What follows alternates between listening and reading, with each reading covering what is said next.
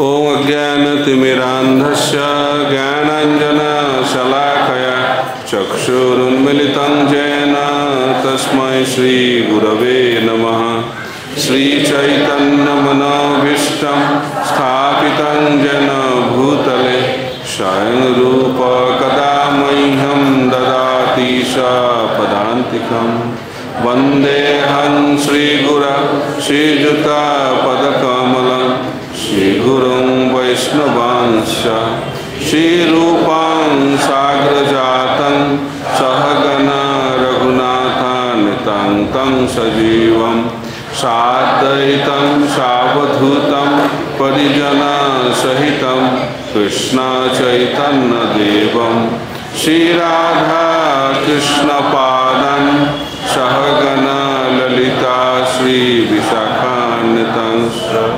नमो विष्णुपादाय कृष्णप्रेष्ठाय भूतले श्रीमते भक्तिवेदांत स्वामिनिति नामिने। नमस्ते सारस्वते देवे गौरवाणी प्रचारिणे निर्विशेष शून्यवादी पाश्चात्य देशतारिणे। वाञ्छाकल्पतरुभ्यश्च कृपा सिन्धुभ्येव च पतितानां पावनेभ्यो वैष्णवेभ्यो नमो नमः। नमो महागणनाय कृष्णप्रेम प्रदायते कृष्णाय कृष्णचैतन्यनाम्ने गौरतिष्ठे नमः।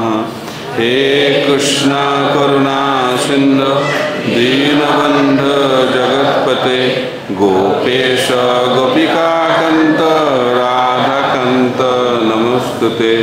तप्त कांचन गौरांगी राधे वृंदावनेश्वरी वृषभानुसुते देवी प्रणमामि हरिप्रिये। नीलाचल निवासाय नित्याय परमात्मने बलभद्र सुभद्राभ्यां जगन्नाथाय ते नमः। जय श्री कृष्ण चैतन्य प्रभु नित्यानंद श्री अद्वैत गदाधर शिवासादि गौर भक्तवृंद। हरे कृष्णा कृष्णा कृष्णा हरे हरे हरे राम राम राम हरे हरे। मुखं करोति वाचालं पङ्गुल्लङ्घयते गिरिं यत्कृपातमहं वन्दे श्रीगुरुं दीनतारिणं परमानन्दमाधवं श्रीचैतन्य ईश्वरम्। हरे कृष्णा एक संगे बोलें हरे कृष्णा कृष्णा कृष्णा हरे हरे हरे राम राम राम हरे हरे। এখানে কারা কারা আছেন যারা চক্রপতি, তাই তো? কারা কারা চক্রপতি ভক্ত হাত তুলবেন। কজন আছেন? সার্কেল লিডার,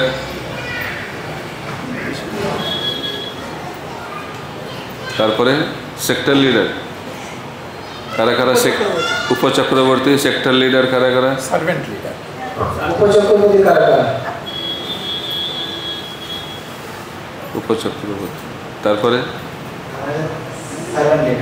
কারা কারা সার্ভেন্ট লিডার, সঙ্গদাস, বাঁ হাত ডান হাত তুললে ভালো,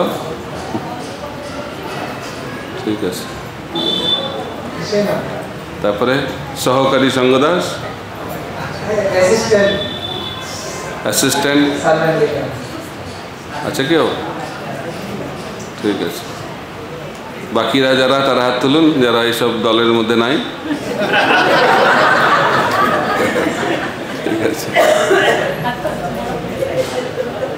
তো যারা এই সমস্ত পদবি লাভ করতে পারেননি তারা হাত তুলবেন, ঠিক আছে। পদবী শূন্য, খুব ভালো।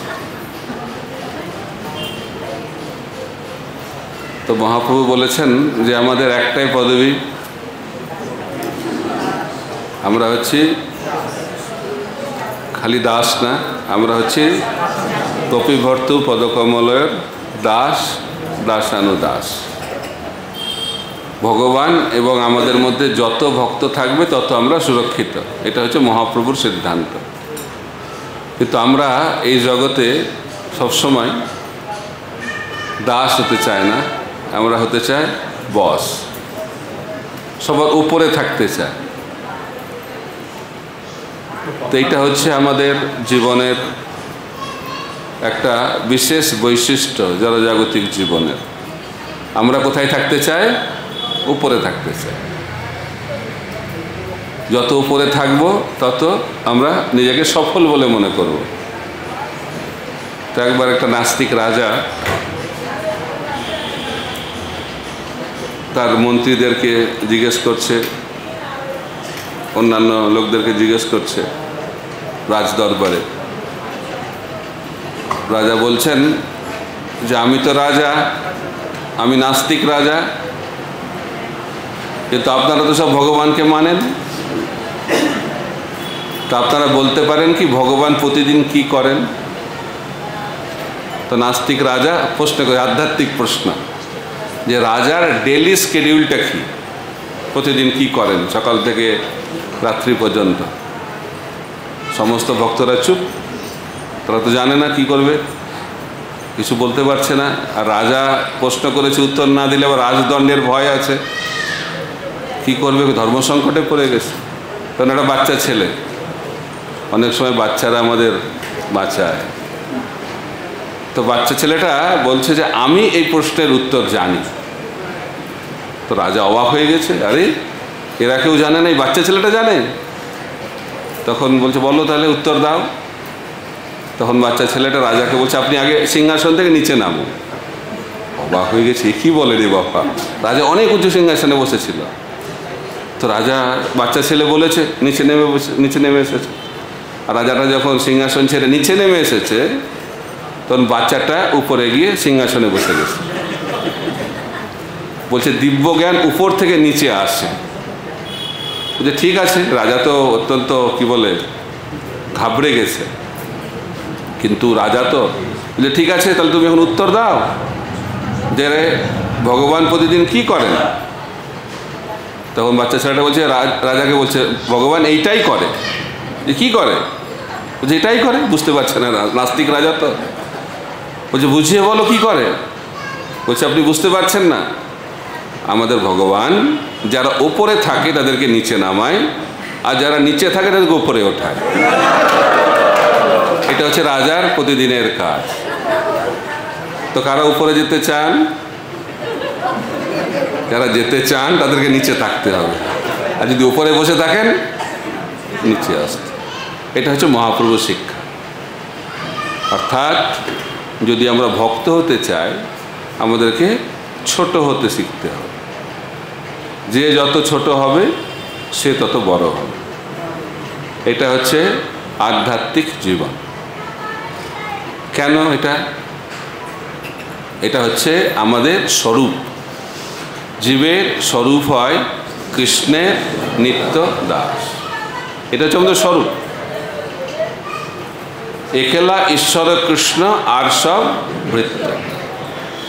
একমাত্র প্রভু হচ্ছেন কৃষ্ণ ভগবান, বাকি সবাই হচ্ছে ভৃত্য। স্বয়ং বলরামও সেটি জানেন। বলরাম যদিও ভগবান, কিন্তু তিনি জানেন তিনি হচ্ছেন কৃষ্ণের দাস। তো কৃষ্ণও ভগবান, আবার বলরামও ভগবান, দুজনের মধ্যে পার্থক্য আছে। কৃষ্ণ হচ্ছেন সেব্য ভগবান, আর বলরাম হচ্ছেন সেবক ভগবান। কৃষ্ণ সেবা গ্রহণ করেন, আর বলরাম সেবা প্রদান করেন। তো সেই কারণে বলরাম হচ্ছেন আদি গুরু। তাই কৃষ্ণকে বাদ দিয়ে সবাই হচ্ছে কৃষ্ণের সেবক। জীবের স্বরূপ হয় কৃষ্ণের নিত্য দাস। এটা আপনারা মানেন? মুখে কথা রাখেন, হৃদয় থেকে এখনো মেনে নিতে পেরেছেন? কারা কারা হৃদয় থেকে মেনে নিয়েছেন হাত তুলবেন তো। এটা মেনে নিতে পারলে জীবন সফল হয়ে গেল। ভক্তিবিনোদ ঠাকুর বলছেন, জীব কৃষ্ণ দাস এই বিশ্বাস করলে তো আর দুঃখ নাই। তো দুঃখটা কিভাবে যাবে? এই বিশ্বাস নিয়ে আসতে হবে। কি বিশ্বাস? জীব কৃষ্ণ দাস। আর যদি দাস না হয় তাহলে কি হবে? তার কি গতি হবে? বলা হচ্ছে যে কৃষ্ণ ভুলি সেই জীব অনাদি বহির্মুখ, অতএব মায়া তারে দেয় সংসার দুঃখ। যদি এটা আমরা ভুলে যাই যে আমরা হচ্ছি ভগবানের দাস, ভগবানের দাসানুদাস, তাহলে আমরা কি লাভ করব? কি লাভ করব? সংসার সুখ না দুঃখ? সংসার দুঃখ লাভ করব। তো কারা কারা দুঃখ চান হাত তুলবেন। চান বা না চান, দুঃখ তো পেতেই হবে এখানে। কিন্তু যদি আমরা দুঃখ থেকে মুক্তি লাভ পেতে চাই তাহলে কি করতে হবে? জীব কৃষ্ণ দাস এই বিশ্বাস, এটাকে নিয়ে আসতে হবে। এটা হচ্ছে মহাপ্রভুর শিক্ষা, এটা হচ্ছে আচার্যদের শিক্ষা, এটা হচ্ছে শাস্ত্রের শিক্ষা। জীব হচ্ছে ভগবানের দাস। মাময়ী বাংশ জীবলোকে জীবভূত সনাতন, এটা হচ্ছে কৃষ্ণের ভগবদ গীতার শিক্ষা। আমরা হচ্ছি অংশ, আর আমাদের আয়তনটা কত সেটাও মহাপ্রভু শাস্ত্র দিয়ে আমাদেরকে শেখাচ্ছেন। রূপ গোস্বামীকে যখন মহাপ্রভু শিক্ষা দিচ্ছেন প্রয়াগে, ভক্তি শিক্ষা দেওয়ার আগে মহাপ্রভু আমাদেরকে রূপ গোস্বামীর মাধ্যম দিয়ে শিক্ষা দিচ্ছেন আমাদের স্বরূপটা কীরকম। তো মহাপ্রভু বলছেন আমরা হচ্ছে আত্মা, আর আত্মা 84 লক্ষ জনিতে ভ্রমণ করছে। তো এই আত্মার আয়তনটা কত? চুলের অগ্রভাগের 10,000 ভাগের 1 ভাগ। বড় না ছোট? চুলের অগ্রভাগটা বড় না ছোট? সেটাকে 10,000 ভাগ করা যায়? শাস্ত্র অনুযায়ী করা যায়। আর 10,000 ভাগের 1 ভাগ হচ্ছে আমাদের আয়তন, সাইজ। কিন্তু যেহেতু আমাদের অহংকারটা হিমালয়ের মতো, তো সেই কারণে এই সূক্ষ্ম জীবাত্মা তিনি ভাবছেন তিনি সবার নিয়ন্ত্রণ। এটা হচ্ছে আমাদের স্বভাব। স্বামী ভাবছে যে স্ত্রী আমার নিয়ন্ত্রণে আছে, স্ত্রী ভাবছে স্বামী আমার নিয়ন্ত্রণে আছে, বাবা মা ভাবছে আমার ছেলে নিয়ন্ত্রণে আছে, মেয়ে নিয়ন্ত্রণে, সবাই ভাবছে যে সবাই আমার নিয়ন্ত্রণে আছে। এটা হচ্ছে সব থেকে বড় মায়া। কেউ কারোর নিয়ন্ত্রণে নেই, কারণ একজনই হচ্ছে নিয়ন্তা। তিনি কে? কৃষ্ণ। ভক্তারাং যজ্ঞ তপসাং সর্বলোক মহেশ্বরম সুহৃদাং সর্বভূতানাম জ্ঞাপ্তা মাং শান্তি মিচ্ছতি। তাই কৃষ্ণ হচ্ছেন সমস্ত কিছুর ভোক্তা। কেন তিনি সমস্ত কিছুর ভোক্তা? আমরা বলতে পারি আমরাও ভোক্তা, এই জন্য তো এই জগতে এসেছি। তো কৃষ্ণ কেন ভোক্তা? কারণ কৃষ্ণ হচ্ছেন সমস্ত কিছুর মালিক। এখন আপনারা প্রশ্ন করতে পারেন, সবাই প্রশ্ন করে যে কৃষ্ণ কেন মালিক? কৃষ্ণ কেন মালিক? আমরাও তো মালিক। ব্যাংক অ্যাকাউন্ট কার নামে?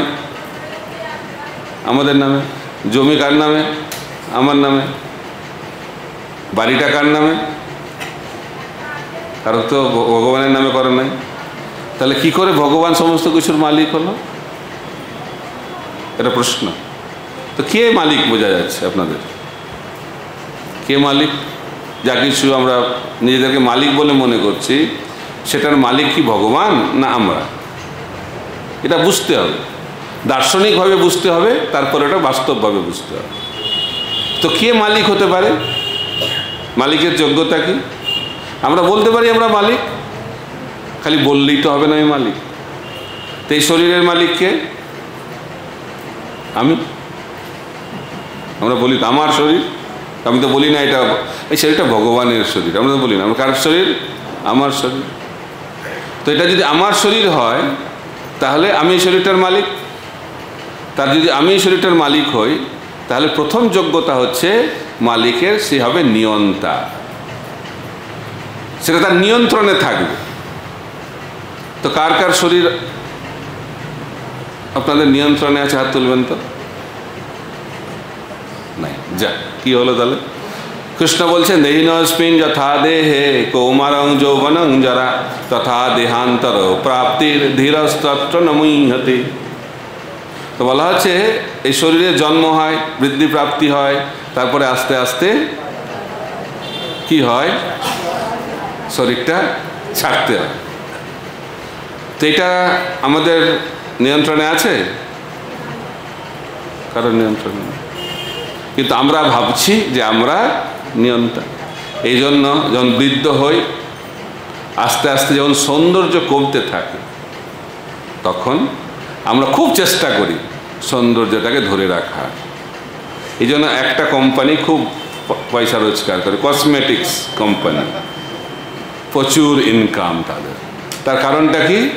আমাদের বৃদ্ধ অবস্থাকে লুকিয়ে রাখার একটা উপায় হচ্ছে কসমেটিক্স। কিন্তু যতই লুকিয়ে রাখুন উপায় নেই।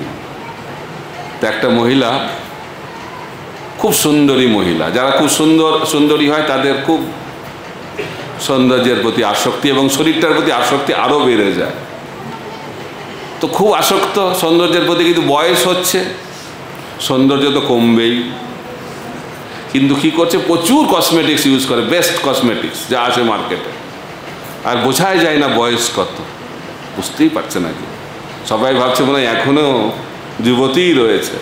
কিন্তু কেউ বুঝতে না পারলে কি হবে? শরীর তো বৃদ্ধ হচ্ছে, তো শরীরে একটা রোগ হয়েছে, দুরারোগ্য ব্যাধি হয়ে গেছে। হসপিটালে গেছে, ডাক্তার দেখিয়েছে, ডাক্তার বলছে আমার দ্বারা হবে না, আপনাকে শরীর ছাড়তেই হবে, ভগবানই ভরসা। তো খুব দুঃখ পেয়ে গেছে মাতাজি। তো কি করবে? আর ভগবানই যখন ভরসা, ভগবানকে আকুল প্রার্থনা করেছে। যখন আমরা মৃত্যুশয্যায় থাকি তখন খুব ভগবানকে মনে পড়ে, তার আগে মনে পড়ে না। রোগটা সেরে গেলে আবার ভুলে যাবে, কিন্তু যখন খুব রোগ হয় তখন ভগবানকে খুব মনে পড়ে।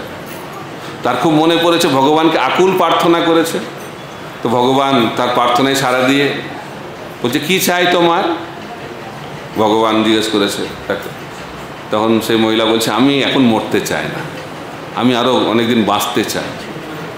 তখন ভগবান বলছে তথাস্তু। তো সে মহিলা খুব খুশি হয়ে গেছে। তো ডাক্তার কি বলছে? ভগবান আমাকে বলেছে আমি এখন মরবো না, আমি এখন বাড়ি ফিরে যাবো। তাহলে বলছে হ্যাঁ বাড়ি ফিরে যান। তো হসপিটালে ছিল তো কসমেটিক্স মাখতে পারেনি, এখন বাড়ি যাবে। তখন কসমেটিক্স মেখে সুন্দরভাবে সেজে আবার রাস্তায় বেরিয়েছে, বাড়ি ফিরছে। তখন বাড়ি ফিরছে, রাস্তা ক্রস করতে যাচ্ছে, তখন একটা গাড়ি এসে ধাক্কা মেরেছে, আর রাস্তাতেই মহিলা মারা গেছে। আবার ভগবান এসে গেছে মৃত্যুর পরে। আর মহিলার খুব রাগ এখন যে আপনি কিসের ভগবান? কিছুক্ষণ আগে আপনি এসে বললেন যে আমি এখন অনেকদিন বাঁচবো, আর হসপিটাল থেকে বেরোনোর সঙ্গে সঙ্গে আমি মরে গেলাম। এটা কী ধরনের ভগবান আপনি? তখন বলছে ভগবান আমাকে ক্ষমা করে দাও, হসপিটালে যে রূপটা দেখেছিলাম আর রাস্তায় যে তোমার রূপটা চিনতে ভুল হয়ে গেছে আমার। তারপরে যতই নিজেকে লুকিয়ে রাখার চেষ্টা করি না কেন, মরতে আমাদেরকে হবে। তার মানে আমাদের শরীরের উপর আমাদের কোনো নিয়ন্ত্রণ নেই। তো নিয়ন্ত্রণ কে করছে? অ্যাটলিস্ট আমরা করছি না, কিন্তু ভগবান বলছেন গীতাতে প্রত্যেকের জীবনে এই পরিবর্তন হবে, এই শরীরের পরিবর্তন হবে, যেটাকে কেউ পরিবর্তন করতে পারবে না। তো এর দ্বারা কি প্রমাণিত হলো যে আমরা নিয়ন্তা নই। মানলেন আপনারা? এখন কারা কারা মানছেন? এই গল্পটা শোনার পরে, তত্ত্ব শোনার পরে কারা কারা মেনে নিচ্ছেন যে আমাদের শরীরের নিয়ন্তা আমরা নই? হাত তুলুন তো একটু দেখি। সবাই হাত তুলে ফেলেছে তো, কিন্তু আবার ভুলে যাব আমরা। এটাই তো মায়ার একটা খেলা, আবার ভুলে যাব। তো এর মাধ্যম দিয়ে আমরা বুঝতে পারলাম যে আমরা নিয়ন্তা নই, তাহলে আমরা মালিক নই। তাই আমরা যদি মালিক না হই তাহলে আমরা ভোগ করতে পারবো না। তাহলে ভোক্তা আর সেবক, তাহলে ভগবান ভোক্তা, যেহেতু ভগবান মালিক, আর যেহেতু আমরা মালিক নই, তাহলে আমাদের কি কর্তব্য? সেবা। আর যদি সেবক যদি ভোক্তা হতে চায় তার কি হবে? একটা ছোট্ট গল্প দিয়ে বোঝাবো, যদিও আপনারা শুনেছেন মনে হয় আগে, কারণ ভুলে যাই তো আমরা, যেন বারবার শুনতে হবে। জমিদারের কাহিনী। তারা জমিদার ছিল, তো জমিদারের বিরাট বড় বাড়ি, বিরাট বড় বাড়ি।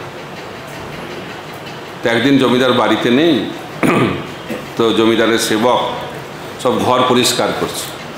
ঘর পরিষ্কার করতে করতে যেটা মাস্টার বেডরুম, সব থেকে সুন্দর ঘর, সেখানে ঢুকে পড়েছে। ঢুকে পড়ে পরিষ্কার করছে। আর এত সুন্দর ঘর,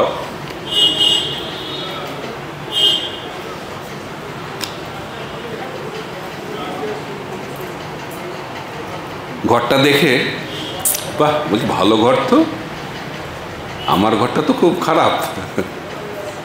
এখন তো মালিক নেই, নরম বিছানা, এয়ার কন্ডিশন ঘর, ভাবছি এখন একটু দেখি কেমন তো লাগবে বিছানাটা। তো বিছানায় শুয়েছে, আর এত সুন্দর বিছানা, নরম বিছানার পরিবেশে ঘুমিয়ে পড়েছে। ঘুমিয়ে আছে, সেই সময় মালিক বাড়িতে এসেছে। তো মালিক এসে সেবককে খুঁজছে, কোথায় আমার সেবক? খুঁজে খুঁজে আর পাচ্ছে না, পাবে কি করে, ঘুমাচ্ছে তো ঘরে। তো ক্লান্ত হয়ে গেছে, তখন মালিক বলে যায় আমি একটু বিশ্রাম করি ঘরে। তো ঘরে বিশ্রাম করতে গেছে, দেখছে ওনার বিছানায় ওনার মহান সেবক ঘুমিয়ে আছে। তো কেমন লাগবে তার? খুব রাগ হয়ে গেছে। এত রাগ হয়েছে, একটা লাঠি নিয়েছে হাতে, লাঠি নিয়ে তাকে মারছে। যত মারছে সেবকটা তত হাসছে। তো মালিক আরও ঘাবড়ে যাচ্ছে, আরে এত জোরে মারছি, কান্না করার কথা, হাসছে। তখন মালিকটা ভাবছে নিশ্চয় মানে পাগল হয়ে গেছে। প্রথম তো আমার বিছানায় শুয়েছে, মাথা ঠিক থাকলে আমার বিছানায় শোবে, তারপরে এখন মারছি, কান্না না করে হাসছে, নিশ্চয়ই পাগল হয়ে গেছে। তখন মালিক জিজ্ঞেস করছে তাকে, আরে তোমাকে আমি মারছি, লাগছে না? বলছে খুব লাগছে। বলছে কান্না করছে না, হাসছে কেন? বলছে আমার তো কান্না করার কথা, কিন্তু আপনার কথা চিন্তা করে খুব হাসি পাচ্ছে। মানে বলছে আপনার ভবিষ্যতের কথা চিন্তা করে আমার খুব হাসি পাচ্ছে। বলছে কেন? বলছে দেখুন,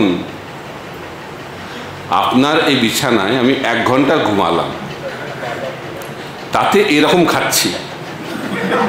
আর আপনি তো সারা জীবন ঘুমাবেন, আপনি কত খাবেন সেটা চিন্তা করে আমি হাসি পাচ্ছি।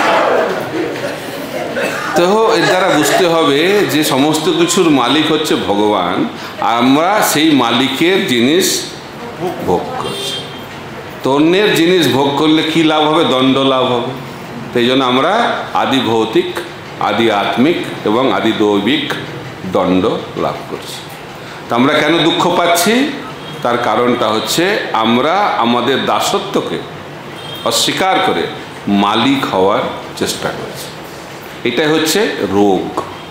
এই রোগটাকে বলা হয় ভব রোগ, আর এইটাকে ছাড়া খুব কঠিন। শিল ভক্তি সিদ্ধান্ত সরস্বতী ঠাকুর প্রভুপাদ বলছেন, বৈষ্ণব হতে গেলে 3টে জিনিসকে ছাড়তে হবে। যদি আমরা দীক্ষা নেওয়ার জন্য 4টে নিয়ম পালন করি, ওটা ভদ্রলোকের নিয়ম, আর বৈষ্ণবের হচ্ছে 3টে জিনিস ছাড়তে হবে। কি? কনক কামিনী প্রতিষ্ঠা বাগিনী, ছাড়িয়াছে যে সেই তো বৈষ্ণব। তো কে বৈষ্ণব? এ 3টে জিনিস ছাড়তে পারবে, কনক, কামিনী আর প্রতিষ্ঠা। কনক মানে হচ্ছে টাকা পয়সা, সোনা। মানুষের খুব আসক্তি, বিশেষ করে কলিযুগে। কলিযুগে পয়সার প্রতি, টাকার প্রতি, ধন সম্পত্তির প্রতি মানুষ খুব আসক্ত। তারপরে হচ্ছে কামিনী, নারী পুরুষের আকর্ষণ, যৌন সুখ ভোগের আসক্তি, সেটাও চরম আসক্তি। এবং তারপরে হচ্ছে প্রতিষ্ঠা, অর্থাৎ আমি মালিক, আমাকে সবাই সম্মান করবে, প্রণাম করবে। এটা হচ্ছে 3টে জিনিস, যে 3টে জিনিসকে ছাড়তে পারলে আমরা বৈষ্ণব হতে পারব। আচার্যরা ব্যাখ্যা করছেন, কনক ছাড়া কঠিন, কামিনী ছাড়া আরও কঠিন, আর প্রতিষ্ঠা ছাড়া খুব কঠিন, প্রায় অসম্ভব। একটা মানুষ গ্রামের বসবাস করত, একটু বয়স হয়েছে তো ভাবছে সাধু হয়ে যাবে, তো গ্রাম ছেড়ে সাধু হয়ে গেছে। তো গ্রামের বাইরে একটা পাহাড়ের মধ্যে গুহাতে ভজন কুটির তৈরি করেছে, আর ভজন করে, অকিঞ্চনভাবে থাকে, সাধারণভাবে থাকে ভজন কুটিরে গুহার মধ্যে। তো গ্রামবাসীরা খুব খুশি হয়ে গেছে, বাহ আমাদের গ্রামের একটা লোক সাধু হয়ে গেছে। এখনকার মতো নয়, তখনকার দিনে মানুষ খুশি হতো সাধু হলে, এখন সাধু হলে ভাবে কী হয়েছে, মানে মাথা খারাপ হয়েছে। যাই হোক, সাধু হয়ে গেছে। তো সাধু হয়েছে তো সবাই তাকে সম্মান দেওয়ার জন্য বছরে প্রতি বছর একবার যায়, ব্যাস পূজার মতো মনে হয়, প্রতি বছর একটা তিথিতে গিয়ে সেই সাধুটাকে অনেক উপহার দিয়ে আসে। প্রতি বছর হয়, তো সাধুটা উপহার পাচ্ছে প্রতি বছর।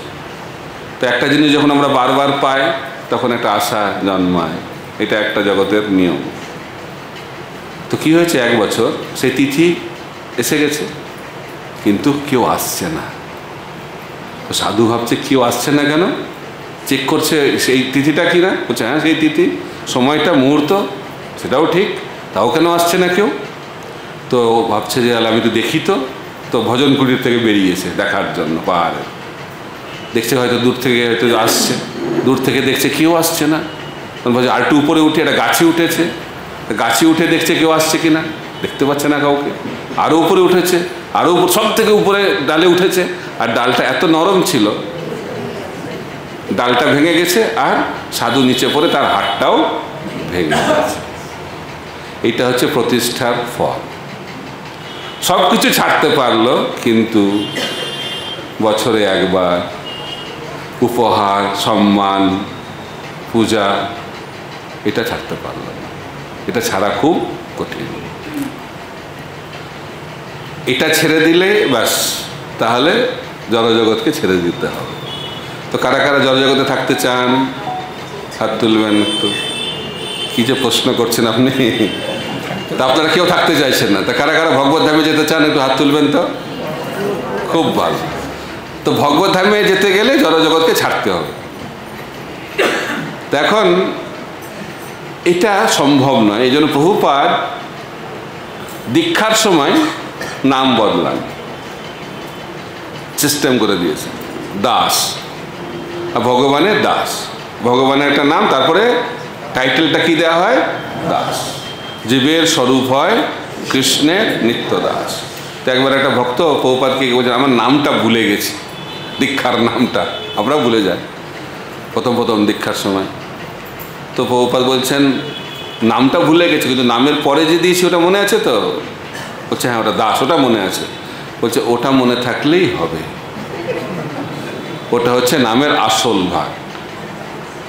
কিন্তু প্রভুপাদ আরেকটা নিয়ম করেছেন যে অন্য ভক্তকে আমরা প্রভু বলে সম্বোধন করি, প্রভু বলে। তো রাধা গোবিন্দ দাস দীক্ষিত নাম একজন ভক্ত পেয়েছেন, জানি না এখানে কারণ আপনার জন্য বলছি না, এটা উদাহরণ দেওয়া হচ্ছে। তো রাধা গোবিন্দ দাস, তো উনি দীক্ষা পেয়ে খুব আনন্দ পেয়েছেন, কিন্তু অন্যান্য ভক্তরা ওনাকে কি বলেন, রাধা গোবিন্দ প্রভু। রাধা গোবিন্দ প্রভু কেমন আছেন, রাধা গোবিন্দ প্রভু কেমন প্রচার চলছে, বারবার ভক্তরা একই কথাই বলছে কি রাধা গোবিন্দ প্রভু। আর যে জিনিসটা আমরা বারবার শুনি সেটার প্রতি একটা বিশ্বাস জন্মায়। তো রাধা গোবিন্দ দাস ভাবতে লাগলেন সবাই তো আমাকে প্রভু বলছে, তাহলে মনে হয় এখন আমি রাধা গোবিন্দ দাস নেই, এখন আমি রাধা গোবিন্দ প্রভু হয়ে গেছি। তো ফোন করেছে, কে বলছেন, রাধা গোবিন্দ প্রভু বলছি। আমি শুনতে পাই অনেক ভক্তরা বলে আপনার নাম কি, আমার নাম রাধা গোবিন্দ প্রভু। অর্থাৎ দাস থেকে এখন প্রভু হয়ে গেছে। ভাবছে খুব উন্নতি হয়েছে ভক্তি জীবনে, দাস থেকে প্রভু। তারপরে ভাবছে যে ইস্কনে সব কিছু তো মহাপ্রসাদ, মহাহরিনাম, মহাবিগ বুক, মহা ম্যারাথন, সব কিছু মহা। তো আমি খালি প্রভু থেকে খিলাম, প্রভু থেকে যদি মহাপ্রভু হতে পারতাম ভালো হতো। দাস থেকে প্রভু, প্রভু থেকে মহাপ্রভু, জীবনে সিদ্ধি লাভ হলো। আর এই ভগবত ধামে যাওয়ার পথে আমরা কি অনেক অগ্রগতি করলাম, হলো। কোথায় থাকবো তাহলে, দাস থেকে প্রভু, প্রভু থেকে মহাপ্রভু বলে কোথায় থাকতে হবে, জন্ম মৃত্যু জরাবাধির চক্রে আবর্তিত হতে হবে। পুনরপি জনমম পুনরপি মরণম পুনরপি জননী জঠরে শয়ন। এটা তো আপনারা চান না, হাত তুললেন না তো কেউ। যদি এটা না চান তাহলে কি হতে হবে? দাস, দাস থেকে কি হবে? দাসানুদাস, তারপরে দাস দাসানুদাস, তারপরে দাস দাস দাস দাস দাস দাস, যত দাস হয়, যত দাস আমার এবং ভগবানের মধ্যে থাকবে তত আমরা ভক্তি জীবনে এগিয়ে যাব। এটা শুনে মনে খুব দুঃখ হয় না? এটা আবার কি নিয়ম করেছে ভগবান? আমি তো ভগবানের সঙ্গে সরাসরি সম্পর্ক রাখতে চাই। এই জগতে আমরা সবসময় ডাইরেক্ট, গুরুদেবের সঙ্গে আমার সরাসরি সম্পর্ক আছে, ভগবানের সঙ্গে সরাসরি। এই যে মানসিকতা, এটা হচ্ছে অহংকারের লক্ষণ। এবং তাদের ক্ষেত্রে কি হবে? ভগবত ধামের দরজাতে একটা বোর্ড লেখা থাকবে। কি বোর্ড? No entry board. বাহ, ভালো জানেন তো, নো এন্ট্রি বোর্ড লেখা থাকবে। তো এই নো এন্ট্রি বোর্ডকে সরাতে গেলে আমাদেরকে উল্টো জিনিসটা করতে হবে, দাস দাসানু দাস। এটাই হচ্ছে সব থেকে বড় তপস্যা। বাহ্যিক তপস্যা, ভোরবেলা ওঠা, তারপরে শীতকালে ভোরবেলায় স্নান করা, মঙ্গল আরতি করা, উপবাস করা, কার্তিক ব্রত করা, ভীষ্ম পঞ্চক ব্রত করা, একাদশী ব্রত করা, জন্মাষ্টমী ব্রত করা, এগুলো খুব সহজ। কিন্তু প্রতিষ্ঠাকে ছাড়া খুব কঠিন। সেই কারণে এইটার উপর জোর দিলে ভালো। আর কেন আমি এই টপিকটা আজকে তুললাম? কারণ এটা যারা লিডার তাদের মধ্যে আরও বেশি ঢুকে যায়। আমি হচ্ছি একটা লিডার, আমি নেতা। ছিল ভক্তি সিদ্ধান্ত সরস্বতী ঠাকুর প্রভুপাদ, ওনাকে যখন শিষ্যরা এসে প্রণাম করতেন তিনি বলতেন দাসোস্মিন, আমি তোমাদের দাস। গুরু হচ্ছে ভক্তের বা শিষ্যের দাস। কোনো, এটা হচ্ছে নিত্য স্থিতি। এরকম না এখন দাস, সিদ্ধি লাভের পরে প্রভু হয়ে যাব আমরা। এটা ভাবছেন নাকি আপনারা? এই কষ্ট করে নি এই জন্মটা, তারপরে তো প্রভু হবই, এরকম ব্যাপার নেই। এটা হচ্ছে নিত্য স্থিতি। জীবের স্বরূপ হয় কৃষ্ণের নিত্যদাস। ওই নিত্যটা ভুলে যাবেন না। কৃষ্ণদাস ঠিক আছে, এখন করে নি একটা জন্ম কষ্ট মষ্ট করে, তারপরে ভগবত ধামে গিয়ে তো প্রভু হয়ে যাব, এরকম না। জীবের স্বরূপ হয় কৃষ্ণের নিত্য দাস। এটা ভালো জিনিস না খারাপ জিনিস? এটাকে উপলব্ধি করতে হবে। এটাকে উপলব্ধি করার আগে জানতে হবে ভক্তের স্থিতিটা কোথায়। তো চৈতন্য মহাপ্রভুর সঙ্গে রুক্মিণী দেবীর আলোচনা চলছে, স্বামী স্ত্রীর আলোচনা, পতি পত্নীর আলোচনা, ভগবান ভক্তের আলোচনা, শক্তিমান এবং শক্তির আলোচনা। তো রুক্মিণী দেবী বলছেন, হে প্রভু, আপনি তো ভগবান, আপনি সব জানেন। খুব ভালো লাগছে শুনে, সব জানেন। কৃষ্ণ বলছে, হ্যাঁ আমি তো ভাগবতে বলেছি যে আমি সর্বজ্ঞ, অভিজ্ঞ, সরাট। তারপরে রুক্মিণী দেবী বলছেন, আপনি সব জানলেও একটা জিনিস জানেন না। এটা শুনে তো দুঃখ পেয়ে গেছে। আরে কি বলছে? আমি তো সব জানি, কি জিনিস জানি না? তখন প্রশ্ন করেছে কৃষ্ণ রুক্মিণী দেবীকে, আমি কি জানি না? বলছে, আপনি জানেন না আপনার ভক্তরা আপনাকে কত ভালোবাসে, সেটা আপনি জানেন না। আচ্ছা, আমি জানি না, তাহলে কে জানে? বলছে, আমি জানি আর শ্রীমতী রাধারানী জানে, আর কেউ জানে না। তখন কৃষ্ণ ভাবছে, আরে ভগবান হয়ে তাহলে কি লাভ হলো? ভগবান হয়ে কোনো লাভ নাই দেখছি। তো ভক্তরা তো আমার থেকে বেশি জানে। আমি যেটা জানি না ভক্তরা জানে, আর আমার থেকে ভক্তরা বেশি আনন্দ পাচ্ছে দেখছে। তার মনে দুঃখ হয়েছে, আর দুঃখের সঙ্গে সঙ্গে লোভ হয়েছে। কি লোভ হয়েছে কৃষ্ণের মধ্যে? আমি এখন ভক্ত হব। ভগবানের মধ্যে কি লোভ? ভক্ত হওয়ার। আর বদ্ধজীবের কি লোভ? ভগবান হওয়া। যে ভগবান, যিনি ভগবান, তিনি ভাবছেন যে আমি ভক্ত হব।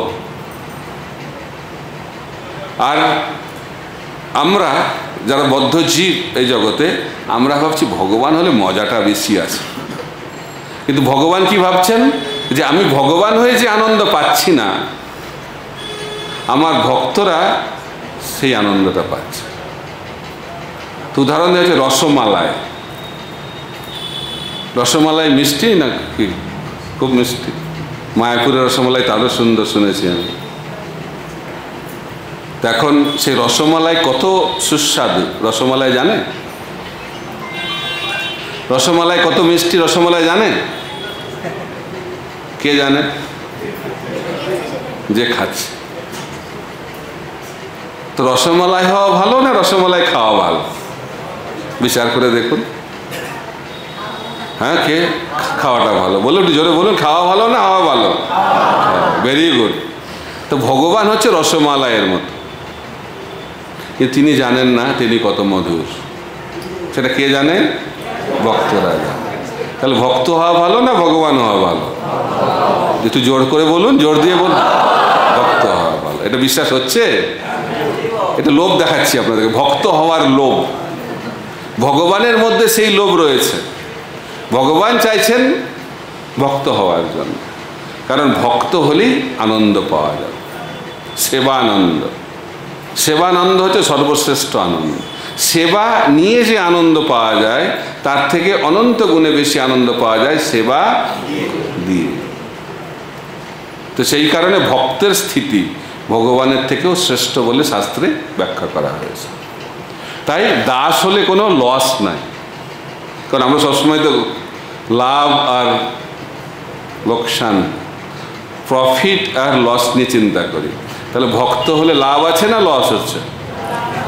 হ্যাঁ, এখনো মনে হয় বিশ্বাসটা জন্মায়নি। ভক্ত হলে লাভ আছে, খুব লাভ, লাভই লাভ। তো সেই কারণে আমাদেরকে শিখতে হবে যে আমরা হচ্ছি দাস। তো দাসের কি কাজ? কি কাজ? জোরে বলুন, দাসের কি কাজ? প্রভুর সেবা করা। তা আমাদের প্রভুকে, তাই আমাদের কর্তব্য হচ্ছে ভগবানের সেবা করা। তাই বলা হচ্ছে অত শ্রীকৃষ্ণ নাম আদি নভবেদ গ্রাহ্যম ইন্দ্রিয়ই সেবন মুখে জিভাদৌ স্বয়ং এব স্ফুরত্তদ। ভগবানকে এই জড়জাগতিক চোখ দিয়ে দেখা যায় না, জড়জাগতিক কান দিয়ে তার কথা শোনা যায় না, এই জড়জাগতিক ত্বক দিয়ে তাকে স্পর্শ করা যায় না, কারণ ভগবান হচ্ছেন চিন্ময় আর আমাদের ইন্দ্রিয়গুলি হচ্ছে জড়। তাহলে কি হবে? আমাদের তো জড় ইন্দ্রিয় আর ভগবান চিন্ময়, তাহলে ভগবানকে জানবো কি করে? প্রভুপাদ উদাহরণ দিচ্ছেন, একটা লোহাকে আগুনে যদি রাখা হয় তাহলে লোহাটা আগুনের গুণ লাভ করে, লোহাটা আগুনে পরিণত হয়। ঠিক একইভাবে আমাদের জড় ইন্দ্রিয়কে যদি চিন্ময় ভগবানের সেবায় লাগানো হয়, তাহলে এই জড় ইন্দ্রিয়গুলো চিন্ময় ইন্দ্রিয়ে পরিণত হয়। বোঝা যাচ্ছে? তাই আমাদের চিন্ময়ত্ব লাভ করতে গেলে আমাদের ইন্দ্রিয়গুলোকে পরম পবিত্র চিন্ময় পরম পুরুষোত্তম ভগবানের সেবায় লাগাতে হবে। এটা হচ্ছে ভক্তি। সর্ব উপাধি বিনির্মুক্তম তৎপরতেন নির্মলম ঋষিকেন ঋষিকেশ সেবনং ভক্তি উচ্চতে। তো ভক্তি মানে হচ্ছে আমাদেরকে সমস্ত উপাধিকে পরিত্যাগ করতে হবে। তাই ভক্ত হতে গেলে প্রথম যোগ্যতা হচ্ছে সমস্ত জড় উপাধি থেকে মুক্ত হওয়া। এই জগতে আমরা অনেক উপাধি পেয়েছি আর অনেক উপাধি পাওয়ার ইচ্ছা করি, লিস্টটা অনেক বড় লম্বা। কিন্তু যদি ভক্তি লাভ করতে হয় তাহলে এই উপাধিগুলোকে ছাড়তে হবে, যেটা সব থেকে বড় তপস্যা, প্রথম তপস্যা। প্রভুপাদ বলতেন, আমি আমেরিকান নই, আমি ভারতীয় নই, আমি রাশিয়ান নই, আমি স্ত্রী নই, আমি পুরুষ নই, আমি ডাক্তার নই, আমি ইঞ্জিনিয়ার নই, আমি হচ্ছি জীবের স্বরূপ হয় কৃষ্ণে নিত্যদাস। এই স্বরূপটাকে যখন আমরা বুঝতে পারবো, এই জন্য বলা হচ্ছে সর্ব উপাধি বিনির্মুক্তম তৎপরতন নির্মলম ঋষিকেন ঋষিকেশ। ঋষিকেশকে সেবা করতে হবে আমাদের ইন্দ্রিয় দিয়ে, সেটাই হচ্ছে ভক্তি। তো কটা ইন্দ্রিয় রয়েছে আমাদের? পঞ্চকর্মেন্দ্রিয় এবং পঞ্চ জ্ঞানেন্দ্রিয়। এই ইন্দ্রিয়গুলো দিয়ে ভগবানের সেবা করতে হবে। কিন্তু এই শ্লোকে বলা হচ্ছে অত শ্রীকৃষ্ণ নামাদি নভবেদ গ্রাহ্যম ইন্দ্রিয়ই সেবন মুখেও জিহ্বাদৌ। এত ইন্দ্রিয় থাকা সত্ত্বেও জিহ্বা এই ইন্দ্রিয়ের কথা বলা হচ্ছে কেন? কারণ জিহ্বা দুটি কাজ করে। এক নম্বর কাজ, জিহ্বা স্বাদ আস্বাদন করে, আর জিহ্বা কথা বলে, দুটো কাজ করে। আর জিহ্বা খুব আসক্ত স্বাদ আস্বাদনে। বলা হচ্ছে জিহ্বার লালসায় যে ইতি অতি ধায় কৃষ্ণদর পরায়ণ কৃষ্ণ নাহি পায়। তো জিভের লালসা, স্বাদ আস্বাদনের লালসা রয়েছে। আর জিহ্বা অনেক কথা বলে। কত কথা বলে? কলিযুগে তো অনেক কথা বলে। সুখদেব গোস্বামী ভাগবতে বলছেন দ্বিতীয় স্কন্ধে শতব্যাধিনী রাজেন্দ্রং নিনাম সন্ত্রী সহস্রশ অপশ্যতাম আত্মতত্ত্বম গৃহেষু গৃহমেধিনাম। যারা গৃহমেধী তাদের এই জগতের বিষয় নিয়ে কথা বলার জন্য কত বিষয় রয়েছে? অনেক, সহস্রশ, হাজার হাজার, লক্ষ লক্ষ বিষয় রয়েছে কথা বলার। তো সেই কথা বলার যে প্রবণতা, সেটা হচ্ছে আমাদের জড়জগতের বন্ধনের কারণ। তো সেই কারণে ভক্ত হতে গেলে মুখটা বন্ধ রাখতে হবে। এটা হচ্ছে শিষ্যের প্রধান এবং প্রাথমিক যোগ্যতা। রূপ এবং সনাতন গোস্বামী যখন মহাপ্রভুর সামনে এলেন, মুখের মধ্যে কি নিয়ে এসেছিলেন? ঘাস। দন্ত্রে তৃণধান্য। এটা আবার কীরকম? প্রণাম করতে সেরকম করতে হয় নাকি প্রণাম? তো বলছি এটা নাকি দৈন্যতার লক্ষণ। ঘাসের সঙ্গে দৈন্যতার আবার কি লক্ষণ? এর মধ্যে একটা বিরাট তাৎপর্য রয়েছে। তো দাঁতের মধ্যে যদি ঘাস নিয়ে আসে তাহলে মুখটা খুললে ঘাসটা পড়ে যাবে। তার মানে আমি মুখ খুলব না, এই প্রতিজ্ঞা করে এসেছি। তার মানে শিষ্যের যোগ্যতা আমি লাভ করেছি। শিষ্যের প্রথম যোগ্যতা হচ্ছে মুখটাকে বন্ধ রাখা। আর ঘাস কারা খায়? যারা তৃণভোজী, ঠিক আছে, যারা মানুষের থেকে নিম্ন স্তরের পশুরা। তো তার মাধ্যম দিয়ে রূপ গোস্বামী, সনাতন গোস্বামী তারা বলছেন আমরা হচ্ছি পশুর সমান। দৈন্যতা, এটা হচ্ছে ঘাসের সঙ্গে দৈন্যতার সম্পর্ক। তো আমরা কি শিক্ষা লাভ করছি? যে আমাদের মুখটাকে বন্ধ রাখতে হবে। এটা সব থেকে বড় তপস্যা কলিযুগে। আর মোবাইল ফোন আসার পরে তো এটা আরও বিরাট তপস্যা হয়ে গেছে। এখন আমরা কথা বলার জন্য আবার টাকা দিয়ে স্কিম কিনি, আনলিমিটেড টক টাইম। কথা বলতে আমরা খুব ভালোবাসি, কিন্তু শিষ্য হতে গেলে মুখটা বন্ধ রাখতে হবে, আর কানটা আর চোখটা খোলা রাখতে হবে। কিন্তু ওই দুটো বন্ধ হয়ে যায়, চোখ এবং কানটা বন্ধ হয়ে যায়। এটা হচ্ছে কলিযুগের শিষ্যের লক্ষণ। কলিযুগের শিষ্যরা কি করে? চোখটাকে এবং কানটাকে বন্ধ রাখে আর মুখটাকে খোলা রাখে, বলে আমি জানি। একবার ক্লাস দিচ্ছি, আপনারা গীতা জানেন? হ্যাঁ গীতা জানেন। সবাই হাত তুলছে, নতুন। তা আমি বললাম বলুন তো ভগবদ গীতার 19 নম্বর অধ্যায়ে ভগবান কি বলেছেন? তো মাথা চুলকাচ্ছে, বলছে ভুলে গেছি। তো গীতা জানে, কিন্তু গীতাতে যে কটা অধ্যায় আছে সেটাই জানে না। গীতাতে যে 19 অধ্যায় নেই সেটাই জানে না, কিন্তু গীতা জানে। এইটা হচ্ছে সমস্যা। আমরা জানি, যারা জানে তারা কখনো জানতে পারবে না। তাই শিষ্যের প্রথম কর্তব্য হচ্ছে আমি জানি না। তাই গুরু হওয়ার আগে শিষ্য হতে হবে। কিন্তু আমরা সবাই গুরু হতে চাই, শিষ্যকে হতে চাই।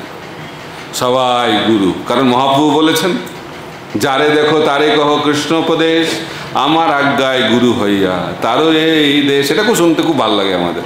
বাহ, সবাই গুরু, চলো গুরু হয়ে যায়। কিন্তু গুরু হতে গেলে যে কি করতে হয় সেটা নিয়ে আলোচনা নেই। গুরু হতে গেলে প্রথম যোগ্যতা হচ্ছে আমাদেরকে শিষ্য হতে হবে। আর শিষ্যের কি যোগ্যতা? আমি জানি না।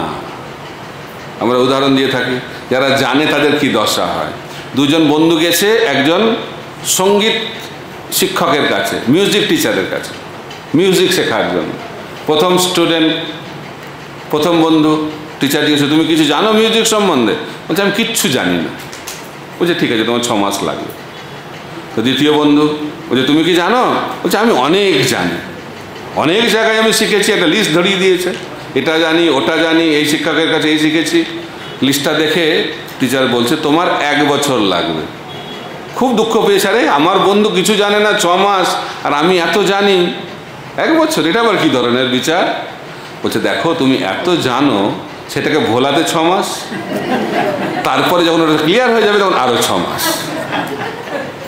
জানলে বিপদ আছে। বলা হচ্ছে, প্রভুপাদ বলছেন যারা রেল স্টেশনের কাছে থাকে তাদেরই ট্রেনটা মিস হয়।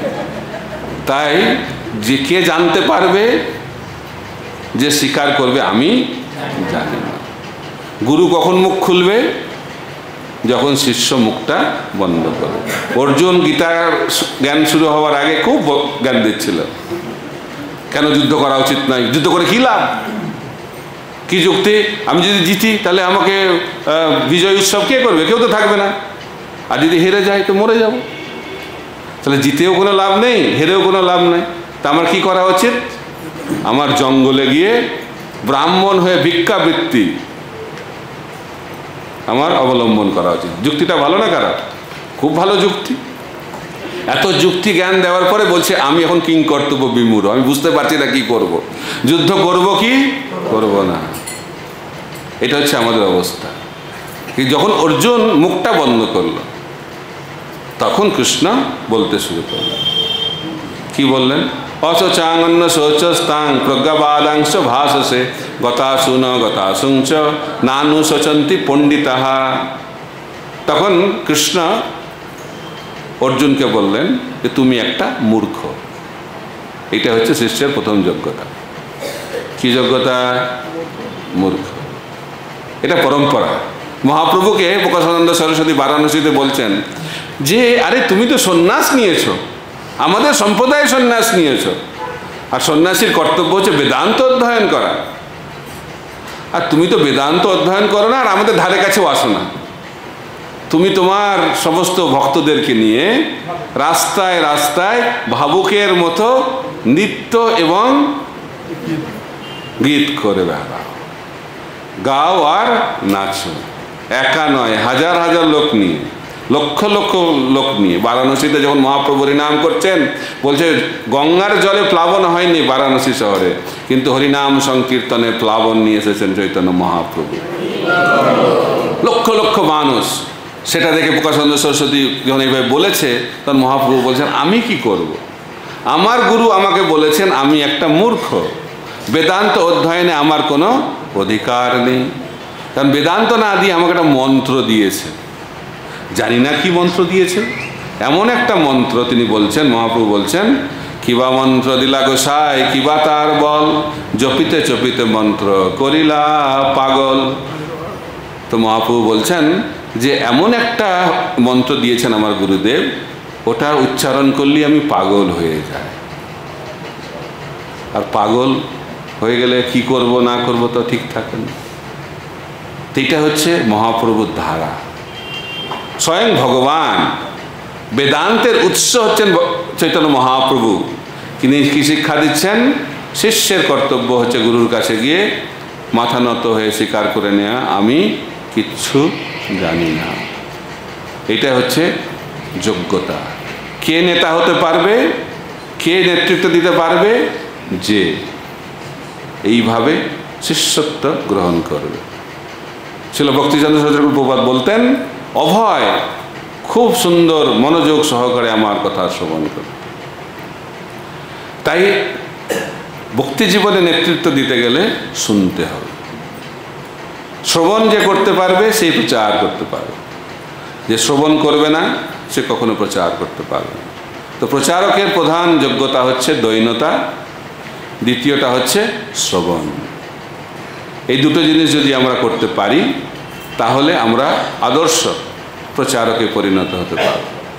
কারণ শুদ্ধতার দ্বারা প্রচার হয়, বাগ্মিতার দ্বারা প্রচার হয় না। যে যত শুদ্ধ তার প্রচারের ফল তত বেশি হবে। শুদ্ধতাই হচ্ছে প্রচারের বল। এবং শুদ্ধতা কীভাবে আসবে? দৈন্যতার মাধ্যমে। যে যত দৈন্য ভাব সেই ভক্ত তত বেশি শুদ্ধতা অর্জন করবে। আর বিনম্রতা মানে কি? দৈন্যতা মানে সব সময় মনে রাখা আমি হচ্ছি কি? দাস। এই জন্য গুরু মহারাজ নাম দিয়েছেন সার্ভেন্ট লিডার, সঙ্গ দাস। আমরা নেতা হতে আসিনি এখানে, আমাদের নেতা হচ্ছেন শিল প্রভুপাদ। আমরা দাস হতে এসেছি। তাই গোপীবর্তু পদকমলয়র দাস দাসানু দাস। আর কে প্রচার করতে পারবে? আনুগত্যের থেকে প্রচার হয়।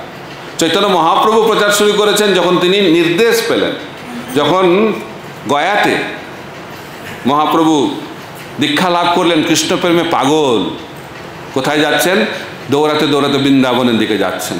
তখন নির্দেশ এলো, আকাশবাণী, যে এখন বৃন্দাবন যাওয়ার সময় হয়নি, এখন আপনাকে কোথায় যেতে হবে? নবদ্বীপে যেতে হবে, হরিনাম সংকীর্তন চালু করতে হবে। তখন মহাপ্রভু প্রচার শুরু করলেন নবদ্বীপে, রাস্তায় রাস্তায় প্রচার শুরু হলো। এবং প্রচারের দায়িত্ব কাকে দিলেন? প্রথম নিত্যানন্দ প্রভু এবং হরিদাস ঠাকুরকে। শোনো শোনো নিত্যানন্দ, শোনো হরিদাস, সর্বত্র আমার আজ্ঞা করহ প্রকাশ, প্রতি ঘরে ঘরে গিয়া করো এই ভিক্ষা, বলো কৃষ্ণ ভজ কৃষ্ণ, করো কৃষ্ণ শিক্ষা। নিত্যানন্দ প্রভু 20 বছর ধরে ঘুরলেন সারা ভারতবর্ষ, কাউকে প্রচার করেন। কখন প্রচার শুরু হলো? যখন মহাপ্রভু নির্দেশ দিলেন। চৈতন্য মহাপ্রভু কখন প্রচার শুরু করলেন? যখন নির্দেশ প্রাপ্ত হলেন। তাই আমরা নির্দেশ প্রাপ্ত হয়ে প্রচার করতে হবে। নিজের ইচ্ছায় প্রচার শুরু করে দিলাম, তাহলে প্রচারের ফল পাওয়া যাবে না। তো প্রচারকের যোগ্যতা হচ্ছে আনুগত্যে থেকে প্রচার, কারো আনুগত্যে থাকতে হবে। নিত্যানন্দ প্রভু হরিদাস ঠাকুর প্রতিদিন প্রচারের রিপোর্ট দিতেন মহাপ্রভুকে, প্রতিদিন। তা আমাদের অন্তত পক্ষে নিয়মিতভাবে প্রচারের রিপোর্ট দেওয়া উচিত যারা আমাদের কর্তৃপক্ষ। কারণ প্রচারের রিপোর্ট যদি আমরা না দিই তাহলে সেই প্রচারের ফল আমরা ভগবানকে দিতে পারবো না। তাই আমাদেরকে আনুগত্যের থেকে প্রচার করতে হবে। তাই সঙ্গদাস হোক, তারপরে চক্রপতি হোক, উপচক্রপতি হোক, যা কিছু হোক, আমাদের স্থিতি হচ্ছে আমরা হচ্ছি দাস। যত বড় দায়িত্ব তত বড় দাস, সেবার সুযোগ। আমরা সেবক, আমরা প্রচারক নয়, আমরা হচ্ছি সেবক প্রচারক। এই জিনিসটা যদি আমাদের মাথায় থাকে তাহলে কি হবে? প্রচারের ফলটা আমরা যথাযথভাবে লাভ করব এবং মায়ায় পড়ব না। আর যদি আনুগত্যে থেকে প্রচার না করি তাহলে মায়ার খপ্পরে পড়ব আমরা। বোঝা যাচ্ছে? তাই প্রভুপাদকে একজন শিষ্য এসে বলছেন, প্রভুপাদ একটা প্রচারের নতুন আইডিয়া পাওয়া গেছে। কি আইডিয়া? বলছে লোক পাওয়া যাচ্ছে না পাশ্চাত্যে, তো স্যাটারডে নাইট ক্লাবে প্রচুর লোক আসে, সারা রাত লোক আসে, আমরা সারা রাত অনেক গ্রন্থ বিতরণ করতে পারি। প্রভুপাদ আইডিয়াটা কেমন? প্রভুপাদ বলছে আইডিয়াটা খুব ভালো, কিন্তু দেখো প্রচারের পরে যেন আমার মন্দিরে ফিরে এসো। তাই আমাদেরকে সাবধান থাকতে হবে। প্রচার উৎসাহ খুব দরকার, কিন্তু উৎসাহের সঙ্গে সঙ্গে সাবধানতাও অত্যন্ত গুরুত্বপূর্ণ। যদি সাবধান না থাকি প্রচার করতে গিয়ে আর খুঁজে পাওয়া যাবে না। কোথায় গেল রে? খুঁজে পাওয়া যাচ্ছে না। প্রচার করতে করতে তারই প্রচার হয়ে গেছে। কাবাডি খেলোয়াড়ের মতো না, কাবাডি প্রচারটা হচ্ছে কাবাডি খেলার মতো। এখন তো আর কাবাডি খেলা তো জনপ্রিয় না। কাবাডিতে দুটো দল থাকে, একটা দলের প্রতিনিধি অন্য দলে গিয়ে কাবাডি করে ছুঁয়েই আবার চলে আসবে, থাকলেই ধরা পড়ে যাবে। তো প্রচারটা ওনারা কাবাডি খেলার মতো, মায়ার দল আর হচ্ছে কৃষ্ণের দল। তো প্রচারকরা যে কৃষ্ণের দলের লোক, তারা গিয়ে প্রচার করবে হরে কৃষ্ণ কৃষ্ণ কৃষ্ণ হরে হরে, হরে রাম রাম রাম হরে হরে। কাজ শেষ, সঙ্গে সঙ্গে ফিরে আসতে হবে। থাকলেই মায়ার দলে জয়েন করবে, তখন কৃষ্ণের দল থেকে বাদ পড়ে যাবে। এরকম সাধু সাবধান। ভাববেন না এটা খালি ব্রহ্মচারী সন্ন্যাসীদের জন্য, ওদের বিপদ হলে সহজে বোঝা যায়। গৃহস্থরা ডুবে ডুবে জল খেতে পারে, কিন্তু সমস্যা আসবেই। সে গৃহস্থ হোক, ব্রহ্মচারী হোক, সন্ন্যাসী হোক, তাদের সন্ন্যাসী ব্রহ্মচারীদের বেশি সতর্ক থাকতে হবে, কিন্তু গৃহস্থদেরও সতর্ক থাকা অত্যন্ত গুরুত্বপূর্ণ। সতর্ক না থাকলে কি হবে? ক্ষুরস্য ধারয়া, যদি দাড়ি কাটতে কাটতে যদি অমনোযোগী হয়ে যায়, তাহলে খুঁটটা কি হবে? রক্ত বেরোবে। আগুন, আগুন তার কাছে, খুব কাছে থাকলেও বিপদ, আর খুব দূরে থাকলেও বিপদ। খুব দূরে থাকলে আগুনের কোনো ফলই পাওয়া যাবে না, আর কাছে থাকলে খুব আবার পুড়ে যেতে পারা যায়, পুড়ে যাব। এই জন্য আমাদেরকে সবসময় দূরত্ব রাখতে হবে। তাহলে কি হবে? আমরা সুরক্ষিত থাকব। হরে কৃষ্ণ কৃষ্ণ কৃষ্ণ হরে হরে, হরে রাম রাম রাম হরে হরে। শিল প্রভুপাদ কি জয়, সমবেত ভক্তবৃন্দ কি জয়, নিতাই গৌর প্রেমানন্দে হরি হরি বল। টাইম শেষ হয়ে গেছে, 1টা বাজে প্রায়। কোনো প্রশ্ন আছে?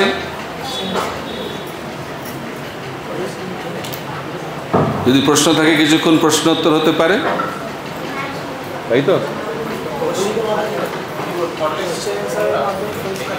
হ্যাঁ,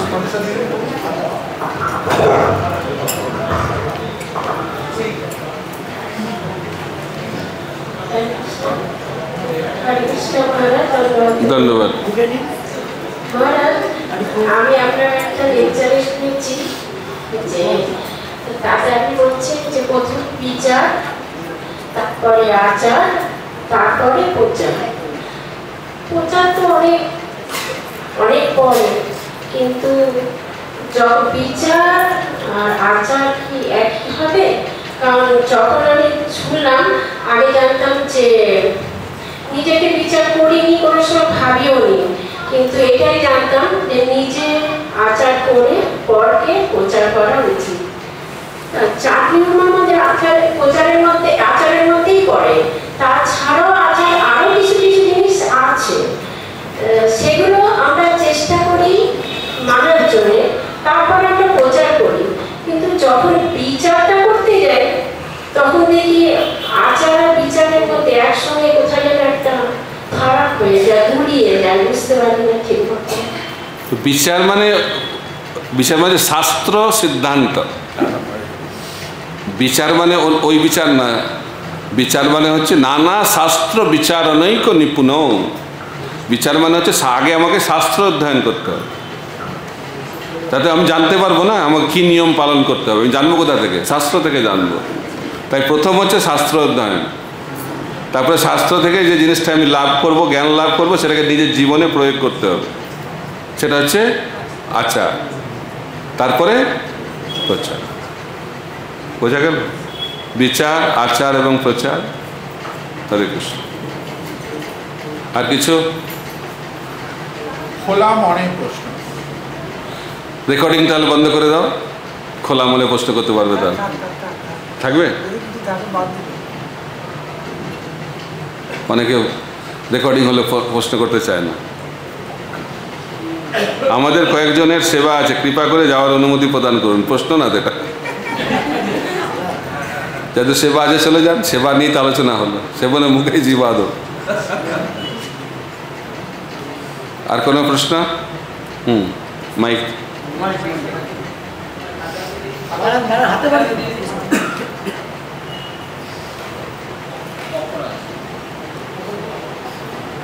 হরে কৃষ্ণ। মহারাজ চরণে দণ্ডায়মান।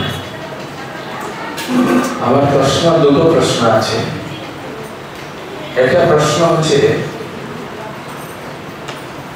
জীবের স্বরূপ হচ্ছে কৃষ্ণদাস, দাস না, নিত্য দাস। কৃষ্ণ নিত্য দাস। কিন্তু আমার তো স্বভাব হচ্ছে কৃষ্ণ নিত্য দাস। আমি এখানে চেঞ্জিং কিরকম হয়ে গেল মায়ের দাস? আমার তো স্বভাব যেরকম সিংহর স্বভাব, মানে যার যার স্বভাব আছে সে পালন করছে, কিন্তু আমার তো স্বভাব কৃষ্ণ নিত্য দাস। তো মায়ের দাস কিরকম হয়ে গেল? খুব সহজ বলা হচ্ছে, কৃষ্ণ বহিমুখ হইয়া ভগবাঞ্ছা করে, নিকটস্থ মায়া তারে ঝাপটিয়া ধরে। বোঝা গেল? আমরা হচ্ছে কৃষ্ণ বহির্মুখ। জি, কৃষ্ণ উন্মুখ আর কৃষ্ণ বহির্মুখ। যারা কৃষ্ণ উন্মুখ তারা স্বাভাবিকভাবে কৃষ্ণের দাসত্ব করে, আর যারা কৃষ্ণ বহির্মুখ তাদের কি হয়? কৃষ্ণ বহির্মুখ হইয়া কি বাঞ্ছা করে? সেবা বাঞ্ছা না, ভগবাঞ্ছা করে। তার কি গতি হয়? নিকটস্থ মায়া তারে ঝাপটিয়া ধরে। এটা হচ্ছে আমাদের অবস্থা। হরে কৃষ্ণ। আমরা হচ্ছে কৃষ্ণ বিমুখ জীব। তো মহারাজ আরেকটা কোশ্চেন আছে যে ভগবানকে আমরা যখন কোনো বিপদে পড়ি, হে প্রভু তুমি রক্ষা করো, তখন প্রভুপাদ আমাদেরকে এই যে প্রভু কেন টপিকটা রেখে দিয়েছে? কি? হ্যাঁ, প্রভু মানে কি? আর প্রভু আমাদেরকে প্রভুপাদ যে রেখেছেন, মানে যত ইস্কনে যারা পুরুষ আছে তাদেরকে প্রভু বলবে, এটা মানে কেন? এটা প্রভুপাদ করেছেন যাতে আমাদের সবসময় মনে থাকে যে আমরা হচ্ছি দাস, অন্য ভক্তরা হচ্ছে আমার প্রভু। সেই জন্য, নাহলে আমি ভাববো যে আমি প্রভু। এটা আমাদের মধ্যে রয়েছে না, ভবরোগ। রোগকে নির্মূল করার জন্য বারবার যখন আমি অন্যকে প্রভু বলবো তখন নিশ্চয়ই আমি দাস।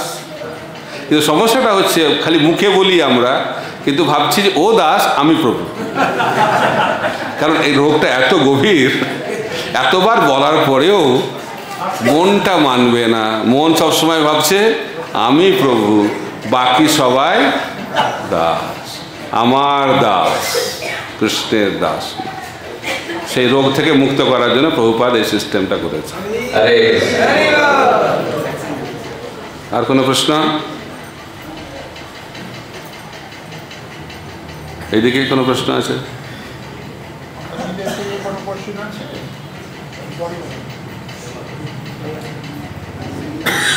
কি প্রশ্ন আছে?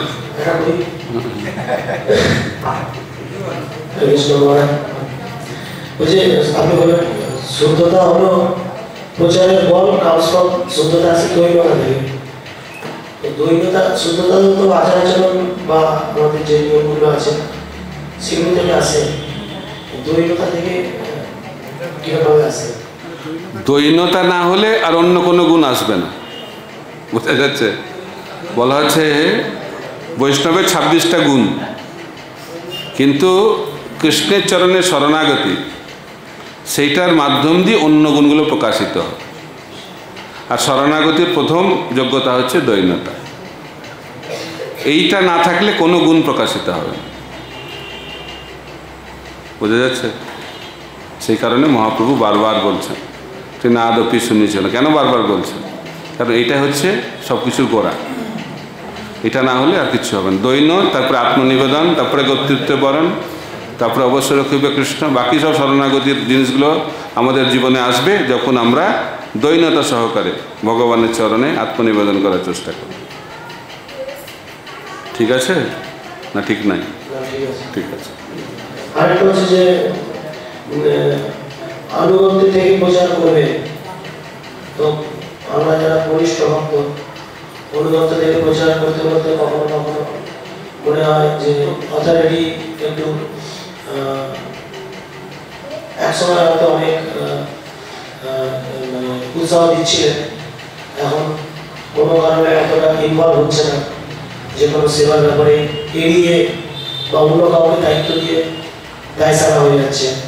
সেখানে গুরুত্বপূর্ণ সহকারে আগে অথরিটি সব কিছু নিজের কাঁধে ভার নিয়ে চলতে পারতেন কোনো কোনো ক্ষেত্রে, বা আমার ক্ষেত্রেও ধরে আমার কাছে যারা রয়েছে তৎক্ষণে ভক্তির দিক থেকে নয়, এই হিসাবে বাহ্যিক দিক থেকে বিচার করলে। তো সেক্ষেত্রে তাদের সম্বন্ধে কিছু মনে প্রশ্ন জেগে ওঠে, তো কিছু বলা যায় না যেটা বৈষ্ণব অপরাধ হয়ে যেতে পারে কি হবে না। এরকম দ্বিধাগ্রস্ত জায়গা থেকে কিছু কিছু জায়গা মানে নিজেদেরকে কিছু দায়িত্ব নিয়ে করতে হয়, সেটা কি অনুগত থেকে নয়। সে তারা যদি বারবার জিনিসটাকে মানে উৎসাহ না দেয় বা নজর না দেয়, করে নিন, বুঝে নিন, দেখে নিন, আগে হয়তো করবো, বুঝবো, দেখবো ছিল, এখন করে নিন, বুঝে নিন, দেখে নিন। আনুগত্যের বিভিন্ন স্তর আছে। তো এখন যারা ছোট ভক্তি জীবনে অত উন্নত নয়, সব কিছু তাকে বলতে হবে, এটা করো, ওটা করো, এটা করো। শিল প্রভুপাদ অভয়চরণ দে একটাই নির্দেশ পেলেন এবং সেটা দিয়ে সারা জীবন কাটালেন। তাহলে কি তিনি আনুগত্য করছেন, কী করছেন? তাকে বারবার বলতে হবে না। যারা উন্নত ভক্ত তাদেরকে এক জিনিস বারবার বলতে হয় না, একবার নির্দেশ দিলেই সে বুঝে যায় কী করতে হবে। আর যারা আরও উন্নত ভক্ত বলার আগেই বুঝে যাবে কী করতে হবে। যে উন্নত শিষ্য গুরু বলার আগেই বুঝে যাবে যে কী চাইছে গুরুদেব। বোঝা গেল? বোঝা যাচ্ছে না। তারপরে স্তর হচ্ছে গুরু যেটা বলে সেটা করা। তারপরে গুরু যেটা বলে, যেটা আমার ভালো লাগে সেটা করি, আর যেটা ভালো লাগে না সেটা করি না। তারপরে আরেক ধরনের শিষ্য হচ্ছে দীক্ষার পরে আর খুঁজে পাওয়া যায় না। অনেক ধরনের বৈচিত্র্য রয়েছে। তাই আনুগত্যটা কোনো বাহ্যিক ব্যাপার নয়, আনুগত্যটা হচ্ছে চেতনা। আমি হচ্ছি দাস, তাই আমার কর্তব্য হচ্ছে প্রভুকে সন্তুষ্ট করা, আর প্রভুকে সন্তুষ্ট করার মাধ্যম হচ্ছে আমি যেটা করছি সেটা ওনাকে জানানো। ঠিক আছে? কিছু সময় এরকম পরিস্থিতি হয় যেটা লিডার ক্লাস, যে আমার উদ্দেশ্য হচ্ছে গুরুদেবকে সন্তুষ্ট করা বা অথরিটিকে সন্তুষ্ট করা, গুরু সেবা। তো কিছু সময় তাদের মনে বিভিন্ন ধারণা হতে পারে। এইসব মানসিক কল্পনা না করে যদি কিছু সন্দেহ হচ্ছে তার সঙ্গে কথা বলুন, নাহলে আপনি মনের কি বলে রাজ্যে বিস্তার করবেন নিজের জীবনটাকে। হয়তো চিন্তা করে, হয়তো যখন আপনার মধ্যে সন্দেহ হচ্ছে সরাসরি কথা বলে নিলে ভালো, তাহলে হয়তোটা আর থাকবে না, নাহলে হয়তোটা বাড়তে থাকবে। আমি ভাববো যে যারা অধস্তন রয়েছে তারা মানছে না, কারণ তুমি তোমার ঊর্ধ্বতনকে মানছো না। এটা তো হবেই, এটা হবেই। আপনি যখন মানবেন না তখন আপনার সঙ্গে যারা করছে তারা মানবেন না আপনাকে, এটা তো নিয়ম। এটাই হবে, এটা হচ্ছে কলিযুগের লক্ষণ। কেউ কাউকে মানে না, এটা হচ্ছে কলির খেলা। কলিযুগে মানুষ অন্য কারোর আনুগত্যে থাকতে চায় না, এটা কলিযুগের সবথেকে বড় লক্ষণ। এবং সেই মানসিকতা নিয়ে আমরা ভক্তি জীবনে এসে যাই, তো সেই জিনিসটাই প্রকাশিত হয় বারবার। এটা তো আমাদের অহংকারের জন্য কারো আনুগত্যে থাকা, এটা হচ্ছে অহংকারকে আমাদেরকে চূর্ণ করে। কিন্তু আমরা যেহেতু অহংকারের দ্বারা প্রভাবিত, তাই কারোর আনুগত্য স্বীকার করা খুব কঠিন কলিযুগে। না, নাম না বললে ভালো। কি বলেছিল? ভগবান ওদের একসঙ্গে চলার উপরে খুশি হয়ে ওদেরকে দেখা দিয়েছিলেন। তো এই আমাদের এই যে একসঙ্গে বলে এটা কলিযুগের তপস্যা, প্রভু তখন এটা মানে বর্ণনা করেছিল যে কলিযুগের বড় তপস্যা হচ্ছে 10টা মাথা একসঙ্গে কৃষ্ণের সেবা করা। তো লিডাররা অনেক সময় মানে তার মধ্যে আমরা প্রত্যেকে যদি লিডার হয়ে কথা বলছি, তো সেই সময় একসঙ্গে চলাটা ডিভিশন কিছু জায়গায় অসুবিধা হয়ে যায়, অনেকে ছেড়ে বেরিয়েও যায়। এটাই তো একতা কিভাবে থাকতে পারে, কিরকম মানসিকতা প্রয়োজন, এটাই তো বলছে না, সবথেকে বড় তপস্যা হচ্ছে একসঙ্গে থাকা। প্রভুপাদ বলছেন যদি তোমরা আমাকে ভালোবাসো, সেই ভালোবাসার লক্ষণ হবে আমি চলে যাওয়ার পরে একত্রিতভাবে একসঙ্গে সেবা করে যাও। একটা ভক্ত এসে প্রভুপাদকে বলছে, প্রভুপাদ আমার জীবনে তো সেরকম মূল্য নেই, আপনি তো চলে যাবেন, আমার আয়ুটা আপনাকে দিতে চাই বৃন্দাবনে 1977 সালে। প্রভুপাদ বলছেন এটা খুব ভালো জিনিস, কিন্তু আমি তার থেকে বেশি খুশি হব আমার শরীরটা চলে যাওয়ার পরে তোমরা একত্রিতভাবে সেবা করো। নিজের জীবন দেওয়ার থেকেও কঠিন কাজ হচ্ছে একসঙ্গে থাকা। বোঝা গেল? আর এখানেই আমরা বারবার ব্যর্থ হচ্ছি, ইতিহাস তাই বলছে। কলি মানে হচ্ছে কলহ, অল্পেই ঝগড়া। আর কলি জানে এইটাই হচ্ছে আমার মেন অস্ত্র। চারটে জিনিস তো এখানে ঠিকমতো পাওয়া যাচ্ছে না সুযোগ। আসল অস্ত্রটা হচ্ছে ভক্তদের মধ্যে দ্বন্দ্ব বাঁধা, আর সেই ফাঁদে ভক্তরাও পড়ে যাচ্ছে আর আলাদা হয়ে যাচ্ছে। রেজাল্ট ভালো হোক, সুপার ভালো হোক, তাতে কোনো লাভ নেই। আমরা ভক্তি জীবনে এসেছি ভালো ভক্ত হওয়ার জন্য এবং ভগবানকে সন্তুষ্ট করার জন্য। ভালো রেজাল্ট দেখিয়ে কি কৃষ্ণ সন্তুষ্ট হবে নাকি? তাহলে আমাদের ধারণা ভুল যে ধরুন একসঙ্গে একটা সার্কেলের মধ্যে আছি, সেখানে প্রচার করছি, রেজাল্ট ধরো না, হয়তো 5-7 বছর পর বেরিয়ে গিয়ে নিজে আলাদা করে সবকিছু আমার গোষ্ঠী আলাদা, আমার ভক্ত আলাদা, তাহলে মেইন সোর্সে আমি মানে ইনভলভ হতে দিচ্ছি না, নিজে ট্যাগে করে গিয়ে সব জায়গায় ঘুরছি, ক্লাস হয়তো নিজে যেটা অ্যাটেন্ড করছি সেটা করাচ্ছি, বাকিগুলো করাচ্ছি না। ঠিক আছে, দেখা যাচ্ছে তাদের প্রচারটা কিন্তু খুব ভালো। সবাইকে বলছে দেখো আদার্স কেউ ও যদি একসঙ্গে এই গ্রুপে থাকতো আজ এতটা রেজাল্ট হতো না, আলাদা গেছে, রেজাল্ট খুব ভালো। এখন আপনাকে জানতে হবে আপনার জীবনের উদ্দেশ্যটা কি। আমাদের জীবনের উদ্দেশ্যটা হচ্ছে কৃষ্ণ, গুরু কৃষ্ণকে সন্তুষ্ট করা, এটা হচ্ছে জীবনের উদ্দেশ্য। এখন প্রভুপাদ বলছেন সারা পৃথিবী আপনাকে ভালো বলছে কিন্তু কৃষ্ণ আপনাকে ভালো বলছে না, তো সেই সফলতার কী লাভ? আর সারা পৃথিবী আপনাকে খারাপ বলছে কিন্তু কৃষ্ণ আপনাকে ভালো বলছে, তাহলে আপনি সফল। তা আপনি বিরাট কিছু করে দেখাচ্ছেন কিন্তু কৃষ্ণ যদি সন্তুষ্ট না হয় তাহলে কী লাভ হলো? আমাদের জীবনের উদ্দেশ্য হচ্ছে কৃষ্ণকে সন্তুষ্ট করা। আমি উদাহরণ দিয়ে থাকি হনুমানের। হনুমান ত্রেতা যুগে বিরাট যুদ্ধ করলো, একদম হিরো একদম। আর দাপর যুগে অর্জুনের রথের উপরে কি হলো? পতাকা, জিরো, তাই না? যে প্রধান নায়ক সে হয়ে গেল দর্শক। তো হনুমান কি বলছে? হ্যাঁ রে, আমি কত কিছু করলাম ত্রেতা যুগে, ভুলে গেলেন আপনি? আমাকে তো গীতাও বলতে হয়নি, অর্জুনকে গীতা টিতা বুঝিয়ে আপনাকে যুদ্ধ করাতে হচ্ছে, এরকম বলছে নাকি? তো হনুমানের জীবনে হিরো হওয়া উদ্দেশ্য নয় আর জিরো হওয়া উদ্দেশ্য নয়। তার জীবনে অভিনেতা হওয়া বা প্রধান নেতা হওয়া উদ্দেশ্য নয় আর দর্শক হওয়া উদ্দেশ্য নয়। তার জীবনের উদ্দেশ্য হচ্ছে রাম ভগবান যেটা চায় সেটা করা। যদি রাম চায় তাকে হিরো বানাতে, সে হিরো হবে। যদি রাম চায় তাকে জিরো বানাতে, সে জিরো হবে। এটা হচ্ছে ভক্তের জীবন। বোঝা গেছে? হরে কৃষ্ণ।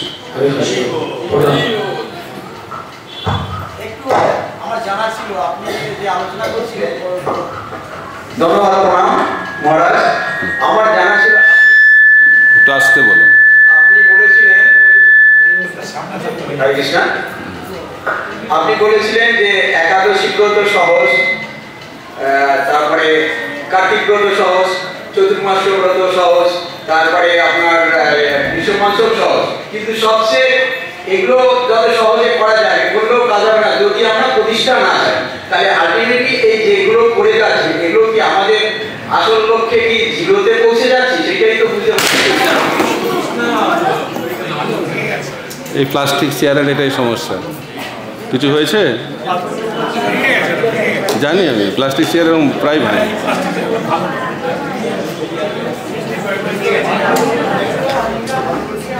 লাগেনি তো?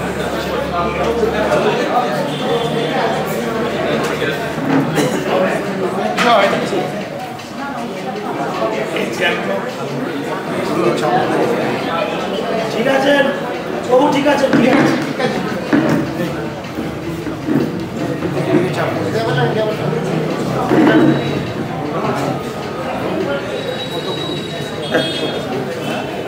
হরে কৃষ্ণ। তো আপনি যে প্রশ্নটা করলেন খুব ভালো প্রশ্ন। তো আমি যেটা বলার চেষ্টা করলাম যে আমাদের মুখ্য জিনিসটা জানতে হবে। মুখ্য হচ্ছে আমরা যা কিছু করছি তার উদ্দেশ্যটা কি। আমরা একাদশী ব্রত পালন করছি, কার্তিক ব্রত পালন করছি, বিষ্ণু পঞ্চক ব্রত পালন করছি, উদ্দেশ্যটা কি? উদ্দেশ্যটা হচ্ছে আমরা শুদ্ধ হতে চাই। শুদ্ধ মানে কি? শুদ্ধ মানে কি? প্রতিষ্ঠা থেকে মুক্ত হওয়া, এটা হচ্ছে শুদ্ধতার লক্ষণ। শুদ্ধতা মানে প্রতিষ্ঠা আশা যত কমবে সে তত বেশি শুদ্ধ হবে। আমরা যেগুলো এত কিছু করছি তার উদ্দেশ্য হওয়া উচিত আমরা কি করে এই জড়জাগতিক প্রতিষ্ঠা থেকে ধীরে ধীরে মুক্তি লাভ করব। এটা যদি তপস্যার উদ্দেশ্য হয় তাহলে তপস্যা সফল হবে। আর যদি এগুলো না হয় তাহলে বলা হচ্ছে অনেক কিছু করছে খুব ভালোভাবে, ভাগবত বলছে ভগবানের কথা শ্রবণে রুচি জন্মালো না, তাহলে শ্রম এবে কে বললাম বৃথা শ্রম হলো। বোঝা যাচ্ছে? এত কিছু করলাম কিন্তু ভগবানের প্রতি কোনো আকর্ষণ হলো না, তাহলে কী লাভ হলো করে? শ্রম এবে কে বললাম কোটি জন্ম হরিনামে নাই প্রেমদান, কোটি জন্ম হরিনাম করে যাবেন কিন্তু কোনো লাভ হবে না। কেন? গোড়ায় গলদ।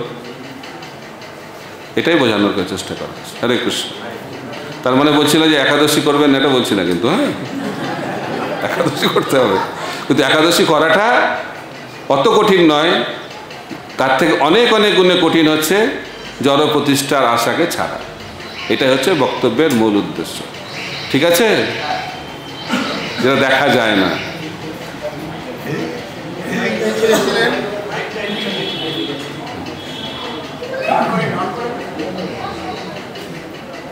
হরে কৃষ্ণ। মহারাজ আমরা অনেক চেষ্টা করছি কিন্তু প্রতিষ্ঠা আমাদের ছাড়ছে না। প্রতিষ্ঠা আপনাকে ছাড়ছে না, না আপনি প্রতিষ্ঠাকে ছাড়ছেন না? গুরু মহারাজ বলছে এরকম কেউ না কেউ আমাকে সম্মান দিয়ে যাচ্ছে, আমরা যত চেষ্টা করছি না ধর্ম না জন্ম না সুন্দরী বাট অনেক লোক আছে কি আমাদের প্রভু এরকম সম্মান দিয়ে যাচ্ছে, তখন আমার মধ্যে মনে হচ্ছে কি আমাদের প্রতিষ্ঠা আছে, আমরা কি করবো এই প্রতিষ্ঠা থেকে মুক্ত হতে পারি। মেন হচ্ছে আপনাকে কেউ সম্মান দিচ্ছে তাতে কোনো অসুবিধা নেই, তো সেটাতে কোনো অসুবিধা নেই, আপনি কি করছেন সেটা নিয়ে সমস্যা। আপনাকে প্রণাম করছে, আপনার এটাকে কি ভালো লাগছে না আপনার বিরক্ত লাগছে? আগে শুনুন শুনুন শুনুন শুনুন, যদি ভালো লাগে তাহলে সমস্যা। এই জন্য প্রণাম করলে কেউ সঙ্গে সঙ্গে আপনি প্রণাম করবেন, তাহলে সম্মান পাওয়ার ইচ্ছাটা কমে যাবে, কারণ বারবার প্রণাম করলে আপনারও কষ্ট হবে না। এটা হচ্ছে বিজ্ঞান। এই জন্য সবসময় প্রণাম করতে হয়, প্রণাম নিতে হয় না। যত বেশি প্রণাম নেবেন, আর যদি তার প্রণামটাকে যদি আপনি ব্যাক না করেন তাহলে কি হবে, আস্তে আস্তে ওটা অভ্যাসে পরিণত হবে। তখন ভাববেন যে আমি হচ্ছি প্রণাম নেওয়ার ব্যক্তি। আর ওই প্রণামটা আবার যদি বন্ধ হয়ে যায়, প্রতিদিন মঙ্গলারতির আগে একজন ভক্ত প্রণাম করে, একদিন করলো না, তখন মন্দিরে গিয়ে সংসার দাবানল কানে ঢুকছে না, খালি মাথায় কেন করলো না কেন করলো না। এই যে আশা, সম্মান পাওয়ার আশা, এটা হচ্ছে প্রবলেম। সম্মান পাওয়াটা কোনো প্রবলেম নেই, সম্মান তো পাবেই, ভক্ত সবসময় সম্মান পাবে, কিন্তু সম্মান পাওয়ার আশা ওটা হচ্ছে রোগ। সম্মানকে ছাড়তে হবে তো, বলা হচ্ছে সম্মান পাওয়ার আশাকে ছাড়তে হবে। সেটা প্রমাণিত হবে যখন কেউ প্রণাম করলেও কোনো আনন্দ নাই, আর প্রণাম না করলেও কষ্ট নেই, তাহলে অনাসক্ত। বোঝা যাচ্ছে? হরে কৃষ্ণ। হয়ে গেল দেখি পালক কর্তব্য। আজ কোনো আর প্রশ্ন আছে? হ্যাঁ, তো জিহার লালসায় জীব ইতিউতি ধায় নিকটস্থ মায়াদের জাপটে না না ওটা তো মিশাচ্ছেন কেন শ্লোক? জিভার লালসায় যে ইতি উতি ধায় কৃষ্ণতার পরায়ণ কৃষ্ণ নাই পায়, এটা একটা শ্লোক। আর একটা শ্লোক অন্যটা, ওদের দুটোকে আপনি মিশিয়ে দিয়েছেন। যাই বলুন, প্রশ্নটা কি? প্রশ্নটা হচ্ছে এখানে যদি প্রসাদ না থাকে জিহার লালসায় কেউ আসবে না, প্রসাদটাই দরকার আছে। প্রসাদের জন্য যদি জিহার লালসা কেউ থাকে তাহলে সেটা কি ভুল না খারাপ? প্রসাদটা হচ্ছে আধ্যাত্মিক বিষয়, এই জন্য বলা হচ্ছে জিভাটা যে লালসা, সেটা কিভাবে আস্তে আস্তে শুদ্ধতা অর্জন করবে, সেই খাবার যে লালসা সেটাকে কৃষ্ণ প্রসাদ দিতে হবে। বুঝা গেল? খাওয়া না, কৃষ্ণ প্রসাদ সেবা। তো জিভাটাকে যখন কৃষ্ণ প্রসাদ সেবায় লাগানো হবে, আর জিভাটাকে যখন কৃষ্ণের কথা, কৃষ্ণের গুণকীর্তনে লাগানো হবে, তখন কি হবে, জিভার যে প্রবৃত্তি, জাগতিক প্রবৃত্তি আস্তে আস্তে নষ্ট হয়ে যাবে। তখন সেই জিহ্বাটাই আমাদের বৈকুণ্ঠের দ্বারকে উন্মোচিত করবে। প্রভুপাদ বলছেন জিহ্বার লালসাটা আমরা কীভাবে দূর করব? আমরা কৃষ্ণ প্রসাদ নিয়মিতভাবে গ্রহণ করব আর কৃষ্ণ কথা কৃষ্ণ নাম কীর্তন করব, তাহলে জিহ্বার লালসা থেকে আমরা মুক্ত হয়ে যাব। ঠিক আছে? হরে কৃষ্ণ। যেন প্রভুপাদ বলেছেন খুব ভালো প্রসাদ দিতে, যাতে জিহ্বার লালসাও ঠিকমতোভাবে আধ্যাত্মিকতা লাভ করতে পারে। হরে কৃষ্ণ। ভালো প্রসাদই হচ্ছে আজ শুনেছি। ঠিক আছে, আর কিছু? হ্যাঁ, মাইক চলছে না? হরে কৃষ্ণ, চলছে তো? উপরে এটা চলছে লাইট। হ্যাঁ, মাইকটা অন করুন। মহারাজ প্রণাম। বলছি যে মহারাজ ভক্তি জীবনে ব্যবহারটা গুরুত্বপূর্ণ হবে না, মানে আমরা ধরুন দুদিনের ভক্ত যে তার সাথে আমরা অনেক সময় মানে ব্যবহারটা একটু অন্যরকম হয়ে যায়। আবার যে আমাদের সিনিয়র ভক্ত তাকে আমরা একটু সম্মান করি এটাকে আমরা ঠিক করছি না ভুল করছি ভক্তি জীবনে? সিনিয়রকে সম্মান করছেন, ওটা ভালো করছেন, ঠিক করছেন। আর যারা নতুন তাদেরকে সম্মান করছেন না, এটা ভুল করছেন। সকলে সম্মান, সমস্ত ভক্তদেরকে সম্মান করতে হবে। সম্মানের মাত্রা অন্যরকম হবে। যারা খুব উন্নত ভক্ত তাদেরকে সম্মান অন্যভাবে করতে হবে। আর কিছু?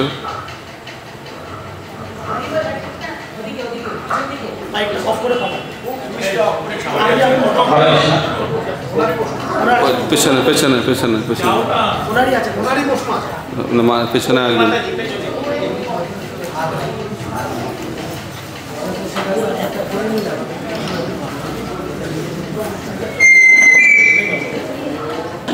হরে কৃষ্ণ মহারাজ প্রণাম।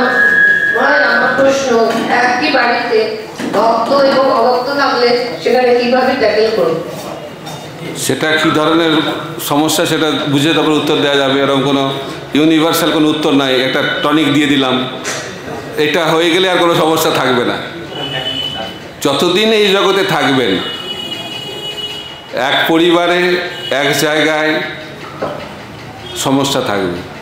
এখন ভক্ত নয় এই জন্য এক ধরনের সমস্যা, ভক্ত হয়ে গেলে আরেক ধরনের সমস্যা, আর আরও উন্নত ভক্ত হয়ে গেলে আর এক ধরনের সমস্যা। এরকম ভাববেন না যে সমস্যা থাকবে না। যতদিন এই জগতে থাকবেন সমস্যা থাকবে। তো কোন সমস্যার সমাধান কিভাবে হবে সেই জন্য আপনাকে একজন গুরুকে ধরতে হবে। সেই গুরু আপনাকে শিখিয়ে দেবে এই সমস্যা কি করে সম্মুখীন করতে হবে। বোঝা গেল? এরকম ভাববে না যে ও একজন এখন ভক্ত নাই পরিবারে, ও যদি ভক্ত হয়ে যায় আর কোনো সমস্যা থাকবে না, কারণ আরেক ধরনের সমস্যা শুরু হবে। অনেক পরিবারে সবাই ভক্ত কিন্তু সমস্যাও মারাত্মক, বিভিন্ন ধরনের সমস্যা। বোঝা গেছে? কিন্তু আপনাকে এখন উত্তর দিতে পারবো না, এটা হয়ে গেলে হয়ে যাবে না।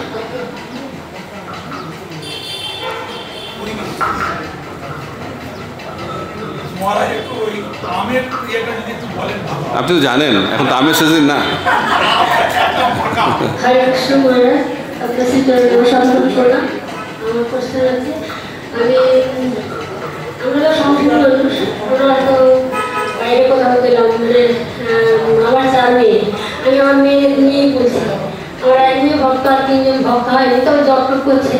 আমি সুরাটে ছিলাম, গেছিলাম ওখানে 4 মাস ছিলাম। আমি ভগবানকে ভোগলা রান্না করে নিবেদন করেছি, সবাইকে প্রসাদ পাইয়েছি, কীর্তন করিয়েছি, সব করিয়েছি, ভাগবতও ঘরে ঢুকিয়েছি, জব করছি। কিন্তু আমাকে আবার বেশি যখন বলে যে তোমরা একটু ঈশ্বর নামে একটু বেশি বাড়াবাড়ি করো, সবচেয়ে বাড়াবাড়ি কিন্তু পছন্দ হয় না, তখন আমার খুব কষ্ট হয়। আমি মুখে কিছু বলতে পারি না, তখন আমার খুব কষ্ট হয়।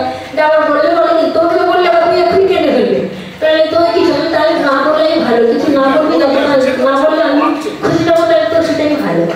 এখন আবার উনি আমার মেয়ে বলছে যে যেদিন আমার কাছে এমন গুরু আসবে তাহলে আমি হয়তো ভক্ত হবো, কিন্তু ও ভেতরে আছে। আমি সবসময় ভগবান কাছে প্রার্থনা করি আপনার প্রার্থনা জন্য যেন ওদের আমি ভক্ত হয়ে যায়। আর ওখানে গেলে ঠিক আছে, আপনি কি কোনো প্রশ্ন করবেন না? প্রশ্ন করছে যে ওদের কিভাবে ওদের ভক্তি গল্প সেটাই কোশ্চেন বন্ধ করে দাও। আচ্ছা